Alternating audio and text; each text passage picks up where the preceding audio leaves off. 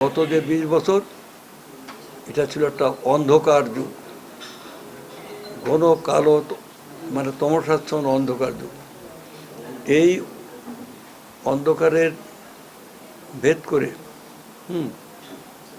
আমরা নতুন প্রভাত আনতে চাই, নতুন সূর্য উদয় করতে চাই। সব ধ্বংস আমরা জানি, এই ধ্বংসস্তূপের উপর দাঁড়িয়ে আমরা জীবনের গান গাইতে চাই। যেমন ওই যে নজরুল বলেছিল যে ওই নতুনের কেতন ওড়ে কালবৈশাখী ঝড় সব জয়ধ্বনি কর জয়ধ্বনি কর।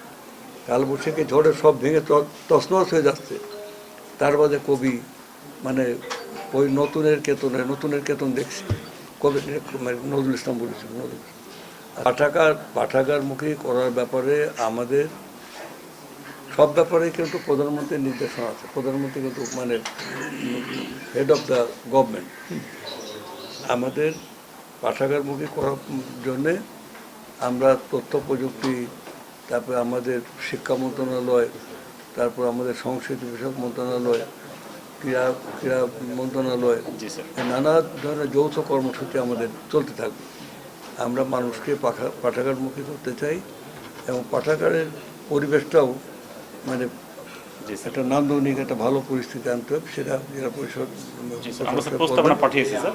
আমি আজকে যা দেখলাম তাতে একটা এগুলো করতে যেটা প্রয়োজন হবে, যে টাকার প্রয়োজন হবে, আমি ডিসিকে বলে দেবো। এটা আমি আপনাদের পাবলিকলি বলতে চাই না, বলে দিয়ে আমরা সেই মানে সাফিসিয়েন্ট বরাদ্দ দেবো, দিয়ে আমরা